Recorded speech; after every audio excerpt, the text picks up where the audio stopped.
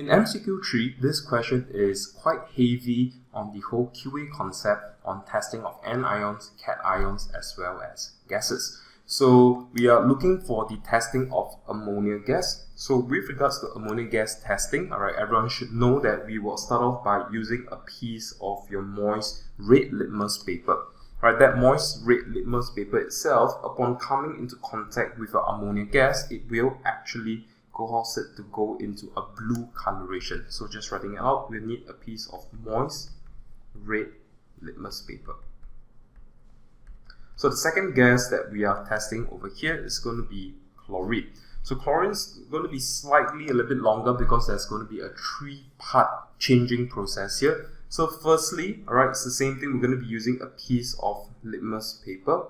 So the litmus paper of choice over here is going to be a piece of blue litmus paper. Right, the first transformation in the presence of chlorine gas, it will actually turn red. But on further exposure, we should be looking at the transformation of the litmus paper into a bleaching kind of situation over here. So with the bleaching effect over here, we'll see that again, the usage of litmus paper is all that is really required for the testing of ammonia and chlorine up to this moment, except that the starting state of the litmus is going to be a little bit different. For chlorine, it's going to be starting with a moist blue litmus paper. So hydrogen gas itself and oxygen gas are quite complementary in terms of what is required for its testing itself. For hydrogen gas, we should be looking at your lighted spleen. So the spleen itself that's placed inside has a flame, there's a belt. But what will happen here is that in the presence of your hydrogen gas, we should expect that the flame itself will extinguish with a pop sound.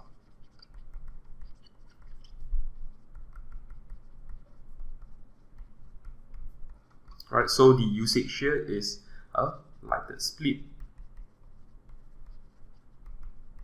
So finally, for the testing of oxygen, we should be using a spleen as well, but this time the spleen is considered to be glowing.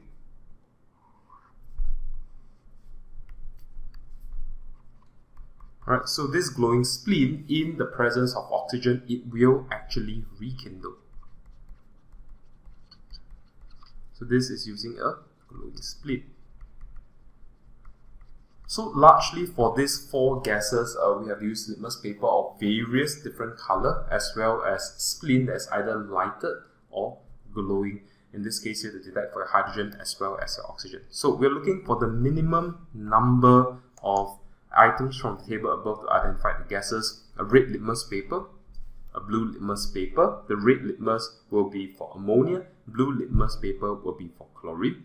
So when it comes to wooden spleen itself, we don't really see a lighted and a glowing version. So we're just going to assume that the wooden spleen can adapt towards the lighted part as well as the glowing part. So the total maximum number of items that we really need from top is just a total of 3 items.